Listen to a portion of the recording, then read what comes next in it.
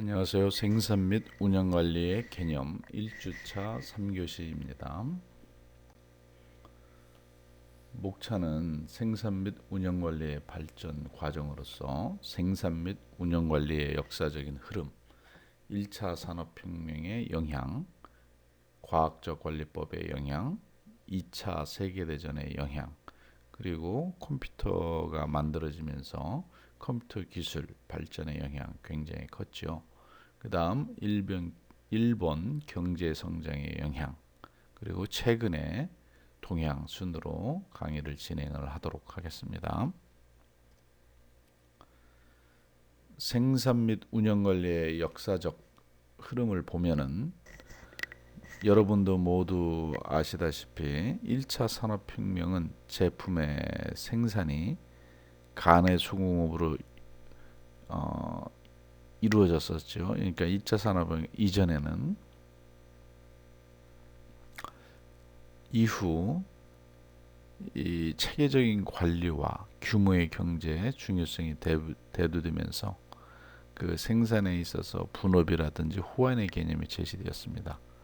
이러한 그 대표적인 인물로서 여러분들도 다 아시다시피 국부론의 아담 스미스라든지 그 호환의 개념을 제시한 엘리 휘틴이 미국에서 이 소총을 대량 생산했습니다. 그래서 굉장히 그 생산의 어떤 효율성 측면에서 혁신적 공을 세운 사람인데요. 이 이후로 과학적 관리 기법의 시간 연구, 동작 연구 등으로 발전했습니다.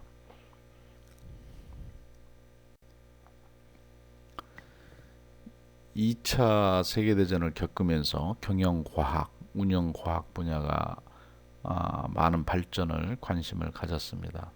이후 컴퓨터 기술의 발달로 생산, 경영관리 기법인 MRP, ERP와 같은 전사적 자원관리 등의 정보 시스템이 활용되게 되었습니다. 그 이후 1980년도 이후죠. 일본의 글로벌 자동차 기업인 도요타가 그 적시 생산 방식, 뭐 도요타 생산 방식이라고도 얘기를 합니다. 이러한 그 고품질, 고효율의 이 도요타 생산 방식 체계를 정립하면서 전 세계적으로 이 품질에 대한 중요성 이런 것들이 확산시키게 되겠죠. 그래서 이러한 생산 방식을 바탕으로 지금까지 도요타 자동차는 자동차 분야에서 글로벌 전 세계에서 1위의 부동의 자리를 지키고 있습니다. 그리고 최근의 동향을 보면은 식스 시그마를 비롯해서 공급망 관리, 서비스 공학, 비즈니스 공학 이런 분석에 대한 중요성이 대두되고 있습니다. 특히 지속적 경영을 위해 공급망 관리는 상생의 첫 번째 단추라고도 할 수 있을 만큼 많은 관심을 받고 있습니다.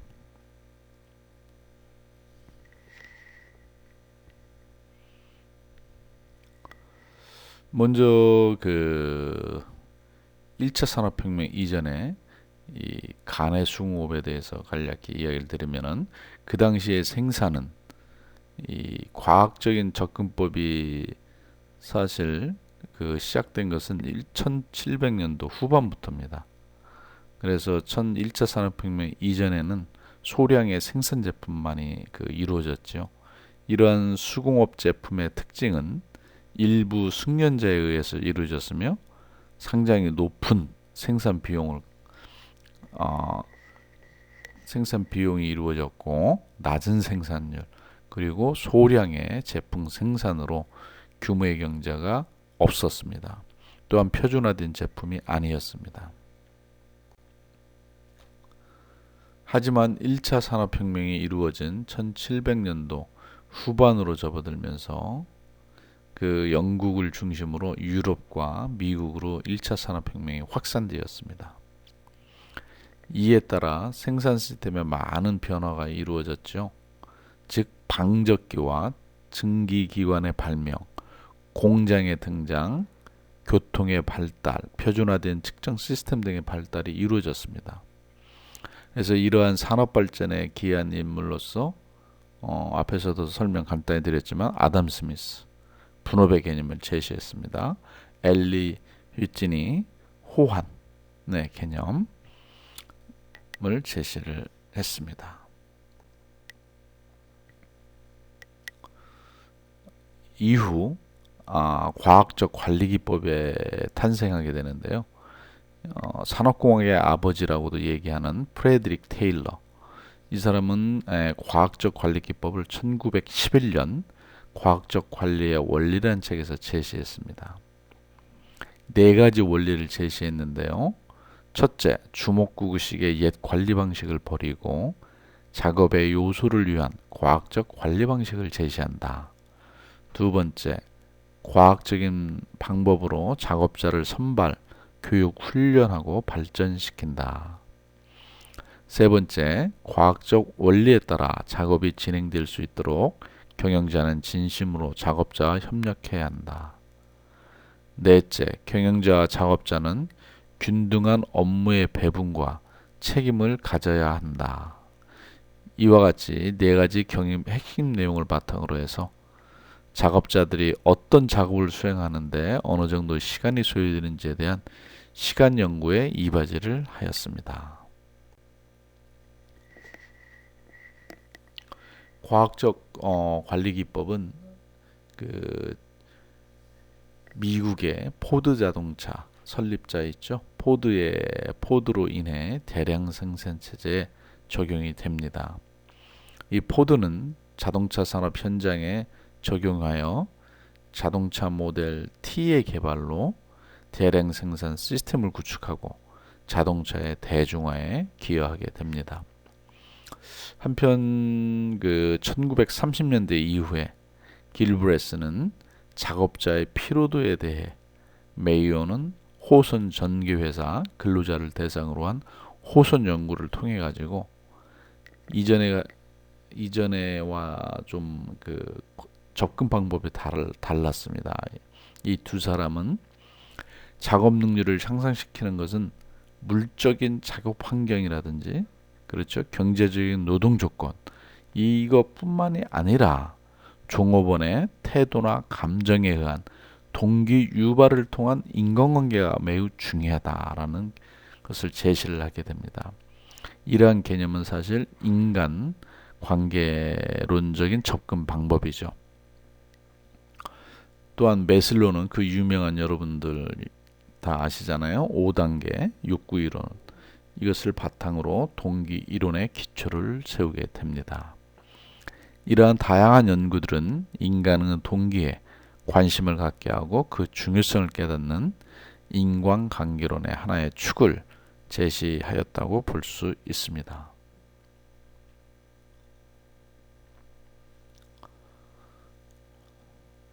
(2차) 세계대전의 영향을 보면은 1939년부터 1945년 2차 세계대전이 발발하지 않습니까? 2차 세계대전 아주 생산 및 운영 관리에 아주 큰 영향을 미치게 되는데요. 군사물자의 과학적인 운영, 포드 해리스에 의한 재고 관리를 위한 정량적인 기법인 경제적 발주량 모형, 운영과학, 경영과학, 선형교육법, 이러한 여러 다양한 분야에 빠르게 확산이 되고 발전하게 됩니다. 이러한 방법들은 현재 군사 관련 분야보다는 일반 상업적 커머셜 에어리어 쪽에 더 많이 활용되고 있는 추세입니다. 다음으로 컴퓨터 기술의 발달이죠. 이 컴퓨터 기술은 두말할 필요도 없습니다. 그렇죠? 당연히 사회, 그리고 우리 개인의 삶에, 그리고 기업의 생산, 운영에 혁신적인 그러한 발전을 기여한 하나의 창조물인데요. 이러한 생산에 있어서 가장 중요한 요소 중에 하나는 뭐 여러 요인들도 있겠지만 수요 예측이라는 부분도 굉장히 중요합니다.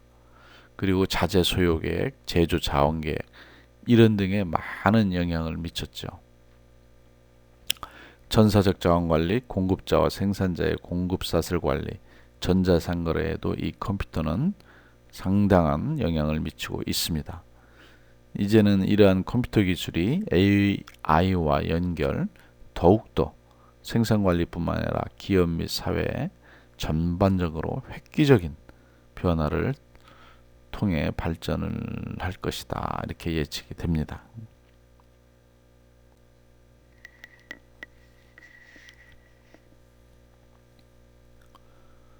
일본 경제 성장의 영향입니다. 일본은 1980년을 기점으로 앞에서도 이야기 드린 바와 같이 도요타 자동차 산업을 중심으로 해가지고 전자산업, 소니, 파나소닉, 히타치 이런 전자산업 등 제조업이 굉장히 부흥하게 되죠.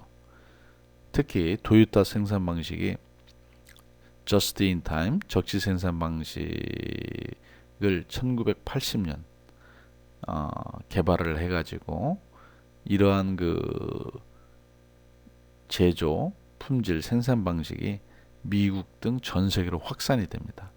이러한 적시 생산 방식은 미국에서 린 생산 방식으로 변환, 개선되어 현재는 식품업 등 다양한 서비스 산업에서도 중요한 경영 철학으로 이용되고 있습니다.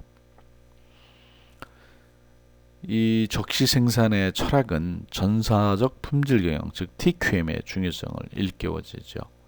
이는 1960년 TQC를 기반으로 하고 있는데 TQC가 통계적인 어떤 품질 관리에 초점을 두고 있다면 TQM은 고객에게 제품과 서비스를 제공하는데 불필요한 품질의 저해 요소를 모든 부서와 구성원이 전사적으로 관리해서 해야 된다는 관리적 방법론에 초점을 두고 있습니다. 또한 품질 관리의 하나의 방법이 식스시그마가 있는데요. 식스시그마는 1980년대 초 일본의 무선 호출기 시장에서 모토로라가 품질 불량으로 고전을 면치 못하고 위기에 빠지자 이를 타개하기 위한 전략적 시도에서 식스시그마가 시작된 것입니다. 이후 식스시그마를 도입한 기업들은 제품의 어떤 불량률이 감소하고 그리고 기업의 생산성이 매우 향상되는 걸로 나타났습니다. 그렇게 됨으로써 이 식스시그마 같은 경우는 사실 국내 기업뿐만 아니라 글로벌 기업들의 생산 현장에 굉장히 많이 활용되고 있습니다.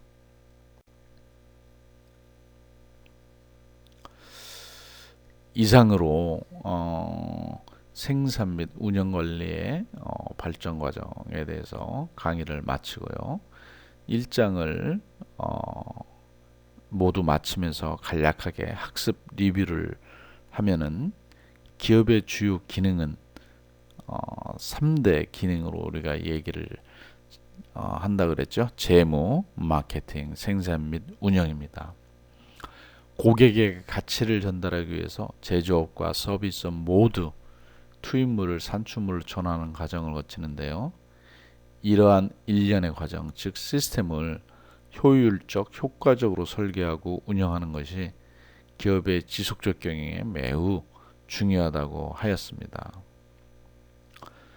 제조업과 서비스의 특성 차이는 있지만 의사결정 사항은 매우 유사합니다. 이에 의사결정의 5가지 고려사항에 대해 학습하였습니다. 고객가치 창출을 극대화하기 위해 제조업과 서비스업 구분이 명확하지 않으며 제품의 서비스와 서비스의 제품화가 아주 급속하게 진화된다고 하였습니다. 그리고 이번 시간에 그 학습한 내용, 즉 1차 산업혁명부터 해가지고 테일러의 과학적 방법이라든지 2차 세계대전, 그 다음에 컴퓨터 기술의 발달로 인한 어떤 변천 내용에 대해서 그 생산 및 기술에 미친 영향 이런 것을 알아보았습니다. 이상으로 모든 생산 및 운영관리 개념을 마치도록 하겠습니다. 수고 많았습니다. 감사합니다.